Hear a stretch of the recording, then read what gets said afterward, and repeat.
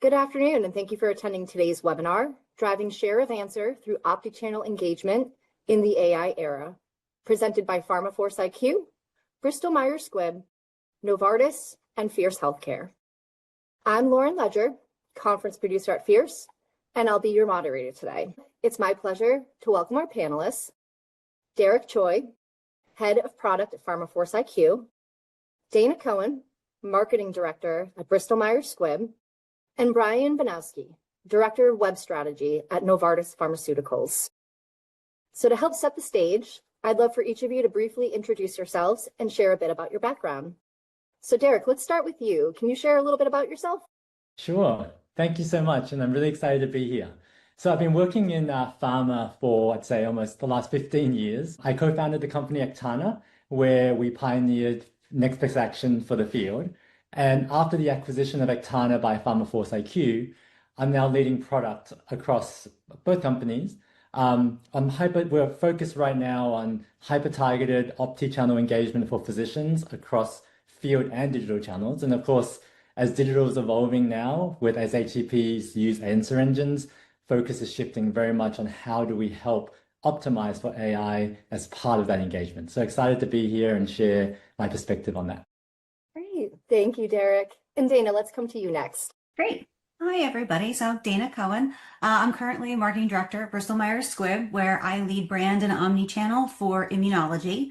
Over the past 2 decades, not to date myself, I've been, doing this a long time. I've had the opportunity to work across global, both brand, omni-channel leadership roles at companies like Teva, J&J, Nestle Health Science, BMS, large and small, believe it or not, helping really organizations kind of navigate that commercial transformation from global strategies to brand leadership, omni-channel engagement, obviously more recently our AI-enabled customers. And I think, today's, a topic is very close to my heart because I think part of the perspective I bring is that we've always had this opportunity to build alongside the evolution of where we've come in marketing in the last 25 years. So I'm really excited to talk about that today with everyone. Wonderful. Thanks, Dana. And then Brian, let's round out introductions with you. Thank you. And thank you for having me for this. I'm excited to be here. My name is Brian Banowski. I'm the Director of Web Strategy for Novartis's U.S. Commercial Marketing Organization in our MarTech practice. This is my 17th year doing digital strategy. I'm responsible for technology and platform strategy for the marketing technology stack, and I'm also responsible for emerging AI capability strategy in our U.S. organization. Great to be here. Thanks, Brian. And thank you all for those introductions. You each bring such valuable perspectives to this conversation. So let's dive in and explore how commercial teams are adapting to a world where share of voice is no longer enough and share of answer is becoming increasingly important. So Derek, I'd love to have you kick us off here. How should commercial teams rethink their strategy as we move from share of voice to share of answer, and what fundamentally changes as a result? Yeah, I think for the last 20 years, we've all been measuring whether we reached customers to deliver our messages. And I think now, when customers are starting with an answer from an AI engine before we reach out to them, things are just fundamentally different. I think 81% of HCPs now use AI professionally, and that's up from 38% just 2 years ago. And so while we used to have share of voice, which was a push model, impressions, reach, what do we distribute across channels, is there engagement? Share of answer is this pull model. It's like when an HCP is asking an AI tool a clinically relevant question, is your brand showing up? Is the evidence accurate? And, is it how we mentioned versus our competitors? And so that strategy now is understanding the questions HCPs are asking and then optimizing for the answer. So I think that's a huge shift. Great. Thanks, Derek. And Dana, how are you thinking about this shift from a brand perspective? So I think from a brand and omnichannel strategy, I tend to take a step back a little bit because I think it's really helpful to first kind of define the differences because we often create new terminology before, everyone really knows what it means. And I think years ago, we talked about multi-channel and we had a multitude of new digital channels become available to us. Then we shifted to omnichannel, which was kind of connecting all those channels surrounding our customer. And today we're talking the answer of, share of voice, which is now, obviously evolved once again. So to me, that real shift is not just that push from pull to pull, push to pull marketing. It's really brand-centric communication, really driven by customer discovery. So multi-channel, omni-channel, it's essentially just the next evolution in what we're doing. And I think it's important to understand that, because it's not something maybe necessarily new. It's really just the next step in what we're doing. And now we simply need to just kind of continue that evolution. Historically, we've really decided what messages we wanted to tell our customers, the right message at the right time. And that's sort of the core of what I'll say from a brand and omni perspective that we do. But this is why, and I tell brands this all the time, and I can say this as a brand leader, it's not about you, it's about your customer. And I think we're in an age that we know more about people and what they do and how they make decisions than we ever have. And, with AI driving that, it's really helping healthcare professionals and patients get to the answers to their questions faster. They're doing a lot less digging. They want a quick answer, and we're all customers of something. And I think being able to speak to them in the language that they want to, not only in the channels they want to, is kind of the lens in which that I look about this, because marketing isn't really about promoting a product. It's about helping healthcare professionals and patients make better decisions based on the information that they have in front of them. And the organizations that I have seen really embrace that, and using AI to solve real problems that HCPs and patients are having, they're the ones who are succeeding. And it's not, AI hasn't really changed the mission. I look at it, it's really just evolving how we look at it, and it's simply just changing how we fulfill it today. Great. Thank you, Dana. And then Brian, let's come to you next. What stands out most from your perspective? We're treating this as a major generational shift for the organization and how we work. And I would be lying if I said that teams weren't looking at it with some trepidation and fear and maybe a little bit of panic. And I'm looking at it, and I think the rest of our organization is evolving to look at it as a really positive change. It's going to mean a lot of change in ways of working, especially around technology platform choices, how you manage, govern, and create content, and even how marketing teams operate, at least internally at our organization. There's a big evolution that will be required to kind of meet this change. But as Dana mentioned, it's a good change because we're starting to get better signals for what customers need from us. And we'll find that we can serve them better through our efforts because we're getting much more direct information about what they're looking for, what jobs they're hoping to do, and what they need us for. So our change is very much in progress. I'm proud to say that I think we're ahead of many competitors in terms of how far we've gone, but there's still a lot to be done. And there's definitely organizational change that's come around as a result of this, because it's just such a big shift that we haven't seen in many years. Well, thank you for sharing those perspectives. We've started to unpack how the shift towards share of answer is changing the commercial landscape. So the next question is really how organizations determine whether those efforts are actually working. So Dana, I'm going to start with you here. How are you evolving commercial KPIs to better measure influence in this new environment?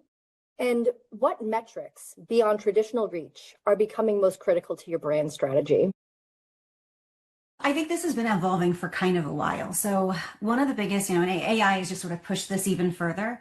I think one of the biggest changes we're making is moving away from measuring activity towards measuring more of business outcomes. So traditional KPIs, clicks, impressions, reach, they're still useful metrics. They're still something that we need today, but they don't necessarily tell us whether we're creating value in a particular, area or campaign, or frankly, even if it was successful.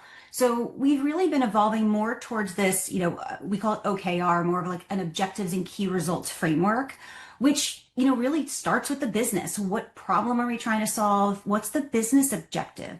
And that's what really matters. And, what customer behavior matters to impact that.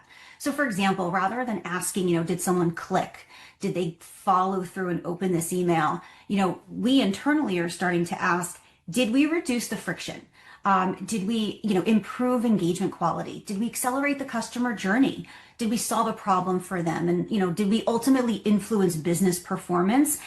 And AI doesn't change that, but it really does help us measure that better than we ever have before.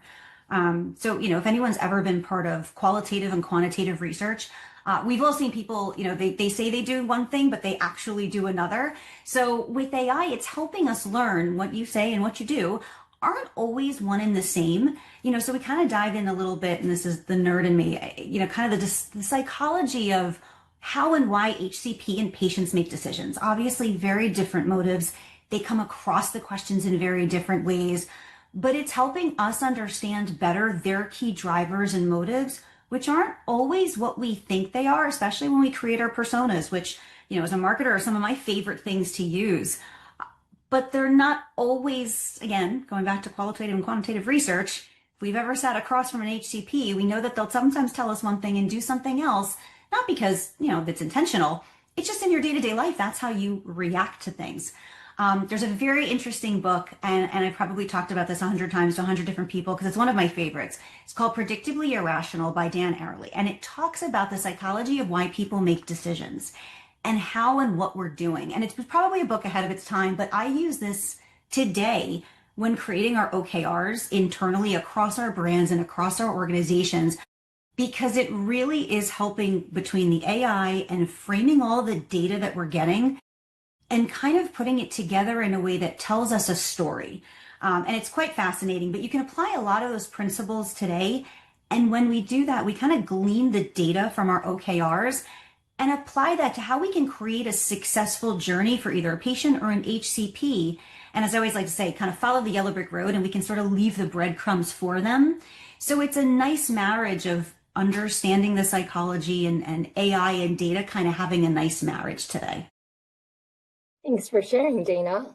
And Derek, how are you approaching this question around measurement and success? Yeah, it's a great question. I love what Dana was saying, because I think it all comes down to almost like as an industry, we've always been trying to understand our customers and take the physician perspective. But when you're now thinking about this new world, when physicians are asking questions, share of answer, and we're answering questions, the question that matters now is whether or not when a physician asks the question, are we in the answer? And so it's about measuring that. And so I think what we've seen to make this operational for customers is we use this share of answer index, and we have multiple components in it that map to things that we can actually fix and do something about. So for example, if you have, let's say you've identified 100 HCP questions that matter to your category, then what we're going to be measuring is, inclusion. So are you in the answer and how prominently?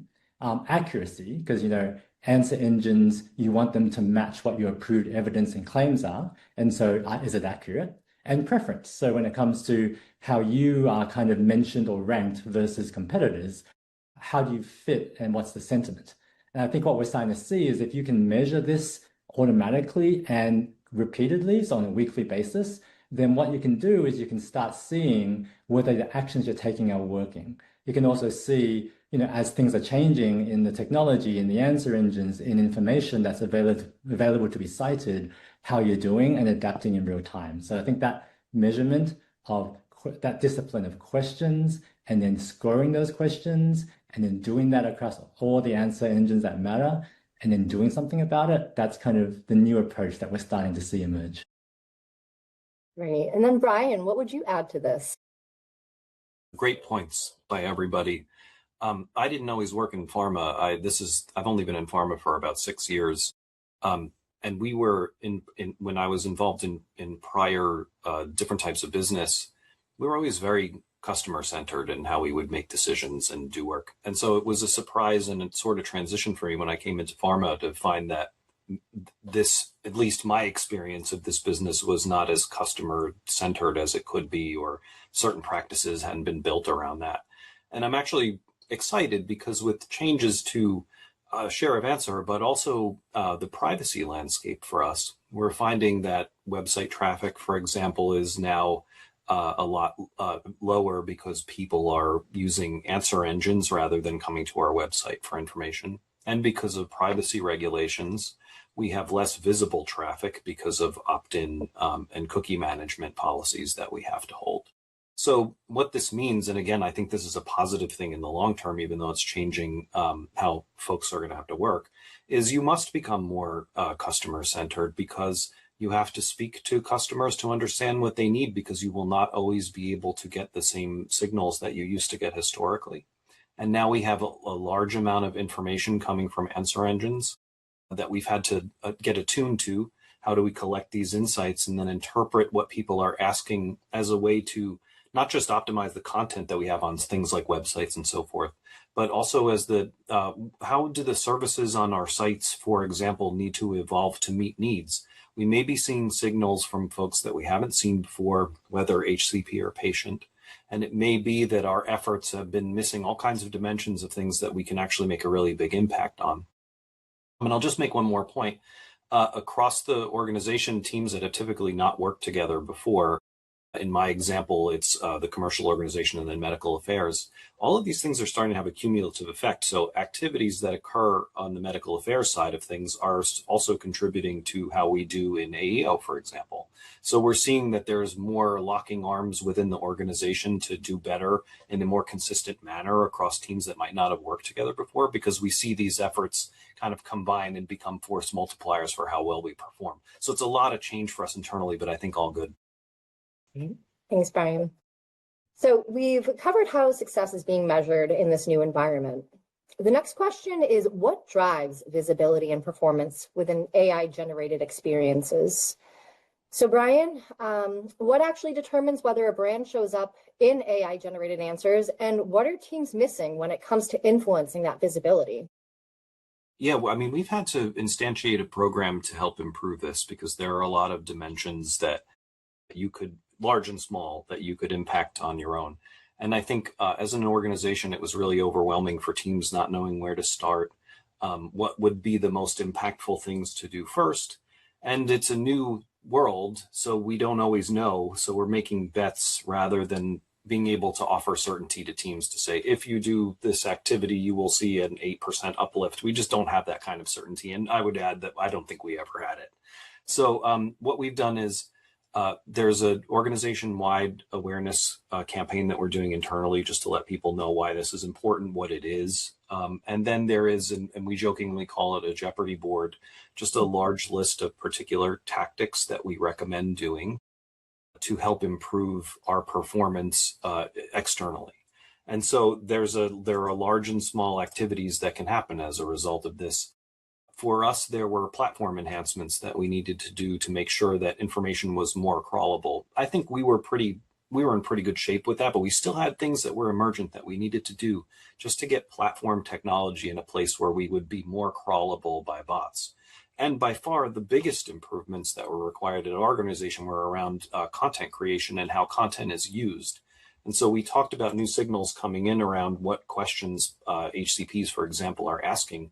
We really, really needed to be focused on that to be able to better optimize our content to then meet those needs. So I think what we're seeing is there's going to be a really great, better feedback loop to say, let's look at what's happening out in the marketplace, what people are searching for, what they need, pay attention to those things, and then adjust what our tactics are, and then measure in a cycle, as we would in any digital activities, to see what the impact of those things are. So it's not something that we're going to do overnight. It's definitely for us a multi-month, multi-year initiative. But I really think overall it's going to make us all better marketers and be more beneficial to the HCPs who come to us for information. Thanks, Brian. Dana, I'd be interested in your perspective on this as well. Yeah, no, Brian, I think that you make a lot of good points, and it's very true. And I think years we've spent optimizing for keywords. I think now we're just shifting it to optimizing for questions. And, healthcare professionals, they don't think in keywords. I think many of us who have worked in both HCP marketing and patient marketing have seen that carryover, even in certain things like SEO and search. We've come light years. You'll constantly hear me, banging the drum of content, because I still fully believe content is king. I just think we shift the way we look at content. Again, I go from keywords to now optimizing for questions. HCPs just think in clinical questions. And I think, again, how we frame that is important. That's how we should really be thinking about our strategy and our content strategy. So rather organizing, and just a very good example of something I'm living and breathing today, in one of my brands, instead of really looking at a website and saying, we're going to be organizing today the way we typically do, efficacy, safety, dosing and resources. Why wouldn't we organize that content? And this is something that is a little change management. required, but why wouldn't we shift that and organize the content the way the customer journey is and the way HCPs make decisions? It creates a little less of a buffer. And again, I go back to kind of the yellow brick road. I want them to kind of create a journey and be able to follow it naturally, not necessarily the way we as a company believe that they should, but the way they really do in reality. And sometimes those things are not one and the same. And I think that's a really big piece of where I, focus and spend a lot of time with the brands that I work on today in changing and kind of breaking that old habit of I go back to saying it's not about us. It's about how they want to digest the information. And those are the brands that will win in the future. The ones that can kind of break through that and be the ones that are, the AIs can look at the content and say, this is the most trustworthy answer to the questions that the healthcare providers are asking. And that's going to be what really in turn ends up making better content. Thanks, Dana. Derek, what are you seeing in this area? Yeah, I think I agree with everything that was just said. And I think just to add a little bit more practically about what we tend to see we're doing for our customers, I think a lot of time when people think about influencing answers, we think about like answer engine optimization on our websites. And I think the key thing I think that we're seeing is we really have to think beyond that, because the sources that answer engines actually leverage when they're citing and they're coming up with their answers is actually way more than the websites. General answer engines are pulling from the open web, favoring community sources like Reddit, LinkedIn, YouTube, PR, news, much more than a brand website. And endemic engines like Open Evidence and others, they are leveraging, their clinical authority with kind of the partnerships with JAMA and New England Journal of Medicine. And so I think what it means is we have to do this approach that we've just been talking about, HCP-centric, focused on questions, doing the content optimization, but we have to do it across multiple prongs and multiple surfaces. So we do need the AEO optimization, the structured, citation-ready, machine-readable content. I really believe in what Dana was just saying, like we need to think about those HCP level questions, like what are our customers asking, and then use that to generate a verified source of truth with approved answers. And I think as Brian was saying, like across commercial, medical, legal, and structured in a way so that machines can use them. And then we're going to get that content out to many sources, right, beyond the website. And then I think the other thing I would say is there are other opportunities, to influence share of answer. We see all the value in using paid presence in the AI channels that actually allow it. And you can use surround sound for some of the questions and the answers. And then we're even finding ways to help customers get their approved evidence directly into the context of the answer engine itself. And so I think it's an exciting area. There's ways to influence it. And I would say it's evolving because answer engines and AI is evolving super quickly. Great, thanks for sharing. We've discussed how brands can improve their visibility within AI-generated experiences. I think the next challenge is turning those insights into coordinated customer engagement across channels. And so when we talk about optichannel engagement, what are the foundational capabilities that organizations need to orchestrate across AI, digital, and field interactions? I'll turn this one over to you first, Dana. Yeah, I think, oh God, we all love the field. They're our biggest channel, yet sometimes our biggest struggle. And, pulling them in, they are one channel in omnichannel. And I think that's the thing that when we look at them, when we look at all of the channels that we have, everything is just another lever that we have the ability to be able to pull. So again, I kind of go back to that precision. Sales has a huge place and their role is very different than the AI, any infrastructure that we're building. So, for me, again, I gotta repeat, but the optichannel is that decision-making translating into share of answer. And I think if we kind of look at these foundational capabilities and really, I would say, build the house, you're not going to start at the shingles. We really need that infrastructure built well and solid before we start sending things to different, areas within the field or different channels. They can all work together, but I think they need to have a really good digital infrastructure in order to be able to do that. There's nothing worse than having a CRM sent out in the morning, a sales rep seeing them in the afternoon and having absolutely no idea on two very different messages that went to that HCP. So I think in order to be able to create these, this structure and foundational, we really need to look at our data stack. And thank God I have, and I work with a lot of people way smarter in the IT field than myself. I always say I know enough to explain what I need, and then I let the experts figure out how to build it, because that's so important. And if we don't have all of these things talking to each other, that foundation is so critical to making it work that I don't want to tell people don't start, but I always say sometimes you have to slow down and build it right. Otherwise, you're going to be building it again. So my biggest takeaway, and what I tell, and I've seen a lot of organizations do, is they want to hurry up and run to do something. And though I think that's sometimes great and I love the energy, expensive is, it's expensive to do things twice. So I think if we can do it once, a little bit slower, right, and build that foundation, make sure that the technology is talking to itself, that's going to help everything from communication and capabilities and content just work so much smoother together. Great. Derek, how are you thinking about these capabilities?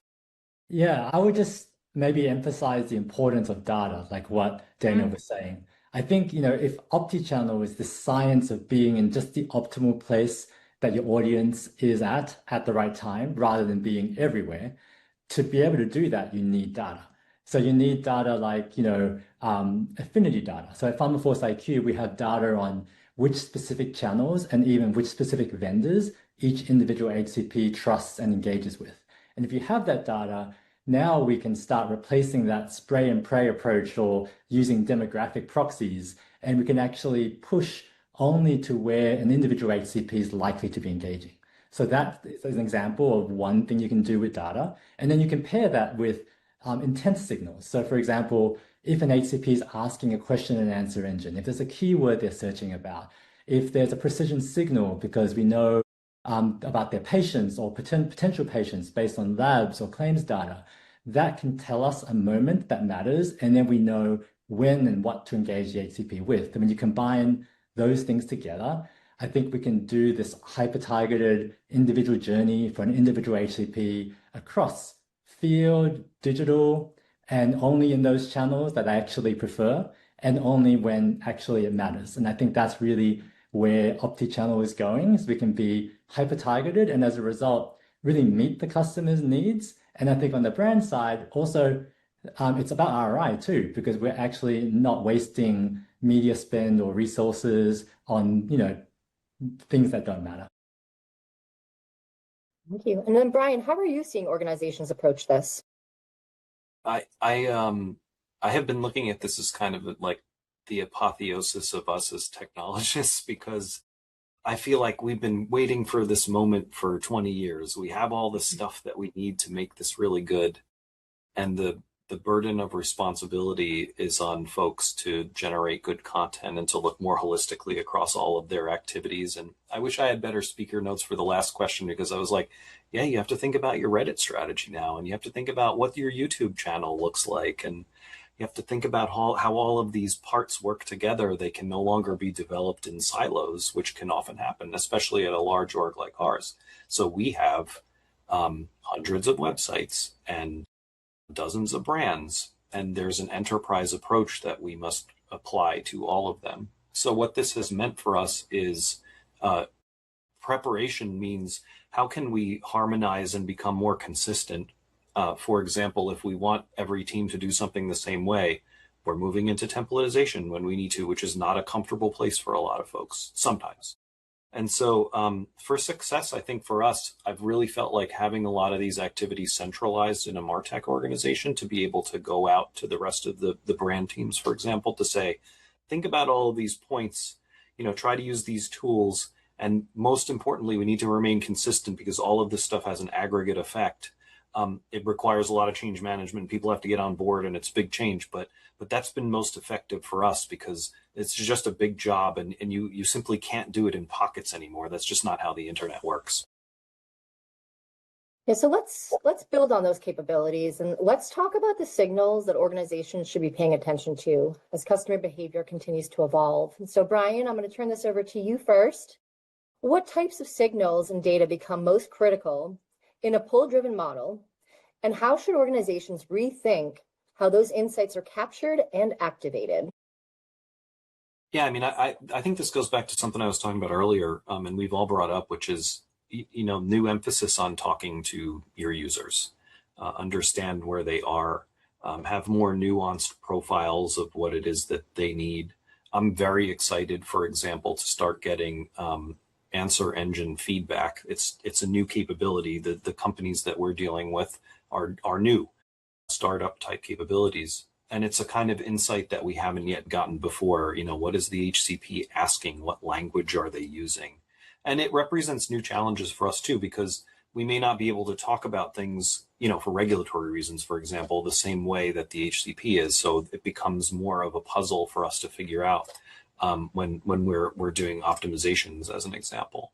But it's exciting to me because all of a sudden, our market research and our user research practices are very busy, and we're really questioning: is this thing worth building? Do we know enough about our customers to justify the expense, for example, or the reason for this? And things like metadata and taxonomy were things that we were not really concerned about as a broader organization. So this is all now very important. So for us, I think we as a marketing organization face some hard truths. We have to really look closely at users. We may have to fall out of love with some of the marketing activities we've traditionally done for 20 plus years, especially in digital, and start to think about what are the needs of that HCP or patient and start to deliver on them. And Derek, curious, what stands out to you? Yeah, I think I totally agree. I think in this new pool world, the questions that the HCPs are asking themselves are in some ways the most valuable signal we have. Because when the HCP is asking the answer question something, it actually reveals intent, like just so much more clearly than what any passive impression or click ever told us. And so that question, as a result, as we were saying earlier, can drive everything downstream. I think it can drive the content to create. It can drive the gaps of which questions you have that you need to add to your verified source of truth so you're ready to push that out everywhere. It can drive what follow-up engagement you should have with a physician if you're going to be hyper-targeting them across multiple channels. And I think it can even drive, and identify new targets that you didn't realize that you should be reaching out to because you didn't realize there was interest. And so I think as we are thinking about this, really the best practice we're starting to see is that if you are prioritizing understanding the physician's questions and what to do about it, it's really identifying those top questions that HCPs are asking. And then, as we're saying, validating them with real HCPs and then building those answers around it. And then kind of continuing to leverage that across the various parts of your strategy. And Dana, I'd love to get your thoughts on this as well. Yeah, I mean, I double down on everything that everybody has said so far. I completely agree. One of my favorite quotes is, "Stop marketing, start listening." It's not mine. I'm not taking credit, but that is stuck with me my whole career because that is a big portion of a marketer's job. We need to listen. Not everyone always wants to hear what we have to say, maybe eventually, but we need to listen because that is going to change how we approach our problems. As every organization, every commercial brand strategy has a challenge they're looking to solve. And I think AI gives us an opportunity to understand the customer's intent in ways that we haven't before. And it's collecting the signals obviously isn't enough, but if we don't change what we're doing with those insights, we're simply just building another dashboard. And as a marketer, I have enough dashboards. I've got tons of them. I wish the dashboards all talk to each other. Going back to my foundational is important, making sure all those things talk to each other. But I think some of the most valuable signals, they're not going to come from AI at all. They're still going to come, in my opinion, from listening directly to the customers, because AI is going to be the complement. I don't think it's, by any means do I not think it's important, but it's a complement to everything else that we have. Again, I go back to as a true marketer, an omnichannel person at heart, it is yet another channel and something else that we have to layer on top of everything else. So it's not to replace the voice of the customer research or advocacy boards, field insights, customer interviews. It is really meant as a complement to ensure is everything pointing in the same direction? And I think being able to translate that data is a skill unto itself, and taking that translated information and then applying it to real insights that will drive the business, that's going to be where we can really kind of change those signals and make them into really valuable insights for the business. And I think some of the best brands that I've worked on, those decisions are, not only easy, it's also very difficult, because it's just as hard to decide what we do focus on and what we don't focus on. But it really does help combine that qualitative signal with human understanding that we've never had before. Great. Thank you all for sharing your thoughts there. So, we've talked about the data and signals helping organizations better understand the customer intent. So I think the next natural question is how those insights are influencing investment decisions as new AI-driven opportunities emerge. So Dana, I'm going to turn to you first on this one. Again, high-cost advertising within AI engines presents new investment dilemmas. How are you evaluating the ROI of these emerging media channels? And what criteria are you using to determine where to prioritize spend versus waiting for market maturity? My gosh, I live and breathe this, as we're all probably in either, phase 4 or 5 of brand planning, which started several months ago. This is the question when we're going through brand planning, and we want to say we have $1 gazillion and we've got maybe a couple nickels to rub together. And I think one of the things that's important, and I'm very lucky to be able to have what I always like to call a little bit of a slush fund to test and learn. And I think organizations sometimes confuse the experimentation of these things with strategy. And we absolutely need to test these emerging channels, because not every channel is for every brand or for every business solution that we're trying to solve. And not everybody wants to hear that. That's the question of, I want to lead with AI. And I love when leaders say, hey, we have to implement AI. And my first question to them is, hey, what problem are you trying to solve? What are we doing today? What's the business challenge that we have here? AI may or may not be the solution. Very well might be.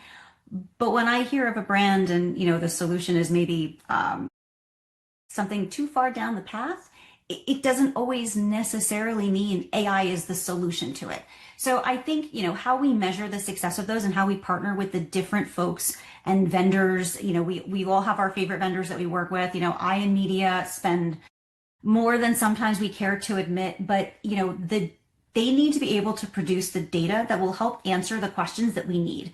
So if they can't answer those questions, then we're probably experimenting, which is fine. But we need to understand and be able to say to people, we're experimenting with this. There's so much new. We actually don't know necessarily the KPIs that might tell us if this is working or is this successful with this particular channel. And be okay to say, here's the test and learn from it. And we've done this quite a bit. We've done a lot of testing and learning at BMS. We've been really fortunate to work with, companies like Open Evidence as they came out. And we almost kind of built and learned the platform with them as being one of the first pharma companies to partner with them. And I think being able to have the right vendor and the right partner to be able to answer the questions for us to say, what is an engagement? What does that mean? And how does that measure to our business? It is so hard to measure to ROI, and certain things are a little bit of a straight line, and some things are a little bit of a squiggly line or a little bit of a leap of faith. And I think if we, kind of going back to what we talked about earlier about creating what that framework is and an OKR framework will help you develop the questions to ask your vendor of what types of things can you measure and what types of things do I need in order to be able to measure.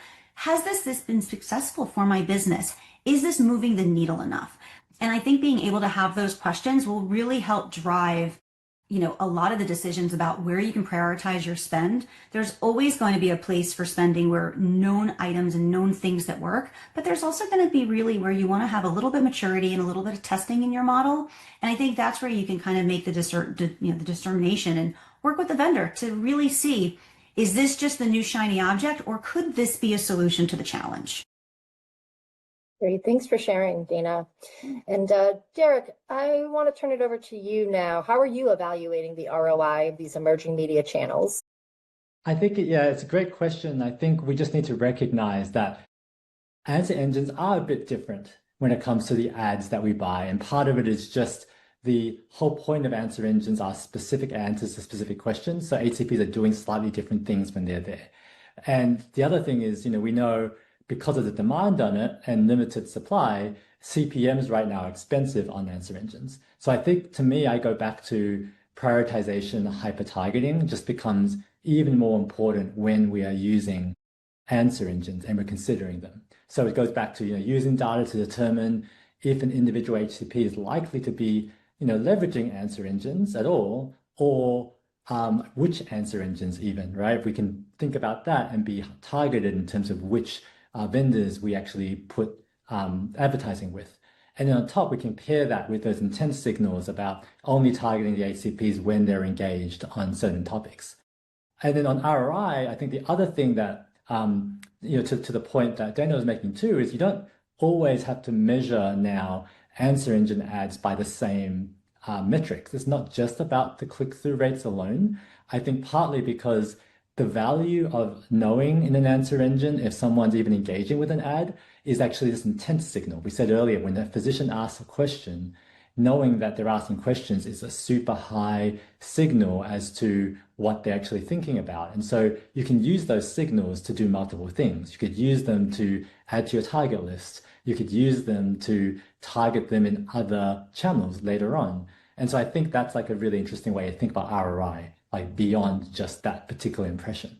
And I think the last thing I'd say is just there's an ROI too, because sometimes paid answer engine ads are almost like a bridge to overcome any shortcomings you might have with organic AEO right now. Like if you know that there are gaps in the way that your answer is showing up in answer engines, you might want to be able to use surround sound to answer or anticipate to incorrect things or unbalanced areas. I think there's an opportunity to think about ROI that way too. Interesting thoughts. Well, we've covered a lot of things, strategy, measurement, engagement, data, investment priorities. As we look ahead, I'd like to close by focusing on what organizations need to do today to position themselves for long-term success in an AI-driven environment. So, Brian, let's start with you. What is the most important system-level change that organizations need to make in the next 6 months to improve their share of answer across AI-driven customer journeys? And what structural investments and shifts are you baking into your 2027 brand plans to adapt? A broad question. So for us, I mean, if I were to provide a pithy answer, it's just the most important thing is to get started. I think that we had a lot of brands and other folks in the organization who were really intimidated by the amount of change and thought we would have to blow up everything. It's just not the case. And I mentioned before about the Jeopardy board that we made up. There were some things in there that were just good SEO practices that we wanted to emphasize to improve our standings. And so what we did first was to put together a list of low-hanging fruit and deeper optimization type opportunities so that there was a menu of options for brands to start to work on. And I just wanted to emphasize that this goes beyond technology decisions. It's genuinely cross-organizational. And so we were fortunate at Novartis, where we had a lot of support from the marketing organization and leadership to have central ownership of a lot of the technology choices, and teams would fall into line for the decisions that we made for this. I understand and respect that that might not be an option for every other organization that might be listening to this webinar. So it may mean that deeper partnerships are required between technology teams and marketing organizations to kind of link arms and say, we have to solve this problem together, and here are the things that we can work on now and over time. So depending on the maturity of the organization in terms of this work, and if we're being real, no one is truly mature at this yet. Obviously, getting started is important, but building out a roadmap to hit all of the important points as far as you can, where maybe it's platform optimizations, and maybe it's, in our case, it's a lot of content supply chain enhancements that need to occur. So there's just a robust opportunity to really evolve quickly here together with teams that you might not be working with already. And Dana, what would you add? Yeah, no, I love what you said, Brian. I love it that we're not blowing everything up, and I tell people that all the time. It's truly an evolution of what we're already doing. And I think we need to start with the questions, again, I mentioned it's like building a house, start with the foundation. We truly need to work from the ground up in some instances. Obviously we can't, throw the baby out with the bathwater as not what I'm saying, but we can, reevaluate what we're doing. Strategy's hard. And most people want to jump right into tactics. And, we have to sort of remind ourselves, let's take a step back. What's our roadmap? What's our brand roadmap, our digital roadmap? What do I have today and what do I need tomorrow? So, I always lead and share with people. Here's probably like a handful of things I would, if you're working with an omni person, a brand person, or global, and I say this because I've been in all three of those places.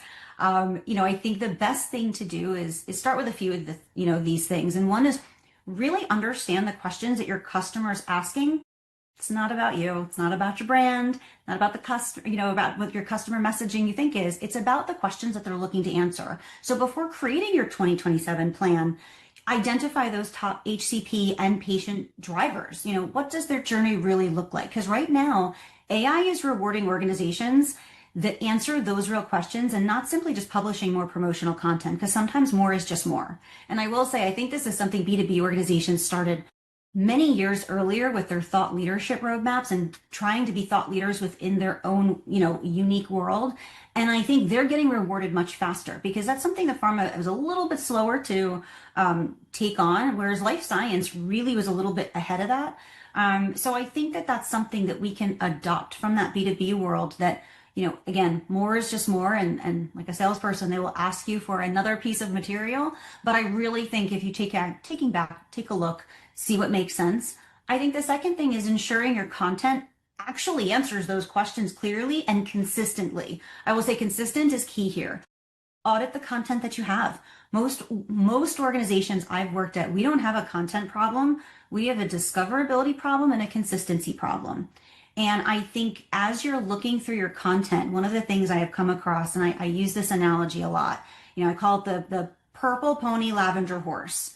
And our sales organizations, our sales teams, our HCP salespeople are telling the HCP, look for a purple pony. This customer is going to come in, this patient is going to say these exact words, and you're going to see the purple, that's our drug. And then you have the patient go in and they're kind of describing themselves sort of as a lavender horse. It's similar, not quite the same. HCP doesn't know what box to put them in. They have so many different things and so many different drugs they're working with and people. You need that consistency, and AI is the same way. AI isn't going to recognize necessarily something similar, and they're really rewarding companies who are specific and consistent in a lot of that messages. And again, similar with SEO, we had the same conversation many years ago when we said, oh my gosh, we need to have our SEO, consistent across the same. Now we just need to do it the same with answers. And I would say modernize your content to those answers, not just for your websites. Someone mentioned earlier about breaking down those silos between brand, omni, medical, IT, analytics, your medical teams. Huge. They need to really all be singing from the same songbook. And I know it's maybe cheesy and we've all said that, but it's truer now more than ever because the spiders that are behind the scenes that are able to put their tentacles in all of that can tell immediately if it's different or if it's the same. And I think the last two things is just connecting the data. We talked about data stacks and making sure that the technology is really all talking together. And I think that's so important. So, I beg people to kind of plot it, learn it, and measure it, and look at what you have today and what you need tomorrow, and be okay with building it, breaking it, fixing it, and moving on. And I think that's okay because in the age of constant change and evolution, that is the only way we're able to move forward because you're never going to be able to build in this day and age a perfect system from jump. And the last thing is, define your measurement before launching any new initiatives. I can't say enough how many teams I've worked with that measure campaigns after they've launched and decide once they get the metrics if it was successful when they didn't really have anything they were measuring them on when they launched it. So prior to launching anything, decide what makes it successful based on your business solution, your business challenge. Based on the business challenge, what would make it successful? And then launch your campaign and measure it based on that. And I think, if you go into whether you're on the brand team, an omni team, whether you're in MarTech, any of those groups, if you can have these real honest conversations as a group, your brand plan will come out so much stronger in the end. And just know that you're going to be tweaking it and evaluating as you go. You know, there's nothing like everyone always says it's sort of linear, your brand plan. And personally, I've always found it's a bit more circular. You're going to go through this, you're going to learn stuff, you're going to optimize it, and then you're going to start all over again. And I think that's the beauty of this, that we can keep evolving and changing with what we learn. Thank you, Dana. And Derek, as we wrap up this discussion, what would you add? Yeah, I think I'll just go back to what Dana was saying. I think if you stand up that governed source of truth with the questions that HCPs are asking, you know what the claims and answers are. It's approved by medical and MLI and brand all collaborating together, and you're propagating that everywhere. That really is the biggest thing that organizations can do. And when you do that, then you're going to be able to baseline yourself. I think going back to what we said on measurement, you know, you can actually stand up AI visibility auditing in like weeks, not quarters. So you can do it now. And if you do it now, then you're going to be able to improve. Because I think what we were saying earlier, you can't improve what you're not measuring. And I think we have to start now because HCPs are asking questions now in answer engines. And also answer engines are forming their answer regardless of whether or not we are doing this. So it's responsibility, I think, of us too, to be able to make sure that the right information is out there, because everyone wants that accurate information available for physicians when they're making decisions. And so you can get started, with a focused pilot, with like audit, question inventory, content fixes. It's just something you can do. You don't have to wait. And if you don't start now, you won't be ready for 2027. So that's generally what I've been seeing. Well, thank you, panelists, for all your insights so far. We've actually had some questions come in from the audience. So with our remaining time, I would like to address maybe one of them. So I am going to direct this one to Derek and Brian. Do all answer engines work the same way? Is there a difference in AEO between ChatGPT and Open Evidence? Yeah, I can jump in first on this one. I think, there are actually, I think I mentioned earlier that there's lots of different types of answer engines. And generally, I think about them in two categories, like the endemic ones, for example, Open Evidence, and then the general engines. And for the endemic engines, the purpose is clinical. And so very much it's about them using RAG to go to trusted sources like their JAMA and New England Journal of Medicine. And so a lot of that, the clinical authority is playing a huge role in what answers are being made. And then when you're going to the more general ones, they are going out to the open web. And so they're getting information from open community like Reddit, LinkedIn. They're getting information from PR, from other places. And so I think there is a difference. And as a result, you need that multi-pronged approach, that what I was describing earlier. Thanks, Derek. And then Brian, do you have anything to add? Yeah, I would just say that was a great response. And Derek shared an incredible article that blew my leadership's mind when I shared it too, about how some of the more general answer engines were more reliable for clinical results than some of the ones targeted to HCPs. So that was very interesting to me as we learn about this. For us, it's surfaced opportunities where some parts of the organization maybe didn't get as much love to do more activities. I'll go back to medical affairs. There's just a rich amount of content that maybe is not as emphasized as some of the commercial materials that we produce. I think we're going to see that the type of scientific exchange material that we have, which is rich and years of research and so forth, is going to become much more important to be more crawlable and have the same consistency that maybe our commercial activities have. So it's definitely changing areas of emphasis for us to make sure that we appeal across all those different venues. Great. And Dana, I'm not sure if there's anything that you'd like to add. No, I think they summed it up well. This is why I say work with your experts. As a brand and omnichannel, these are the folks that I am glued to the hip at. So I think they nailed it on the head. Great. Well, that's all the time that we have for today. We covered a lot of ground, exploring how the shift from share of voice, share of answer is reshaping commercial strategy, measurement, customer engagement, brand visibility in the AI era. I want to thank our speakers, Derek, Dana, and Brian, for sharing your time, your expertise, and insights. And thank you all for joining us today.